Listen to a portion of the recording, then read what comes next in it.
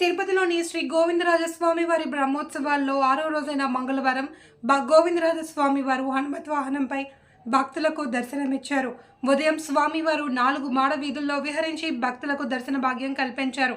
భక్తజన బృందాల చెక్క భజనలు, కోలాటాలు, కేరళ కళాకారుల డ్రమ్స్, మంగళ వాయిద్యాల నడుమ పల్లకి ఉత్సవం సాగింది.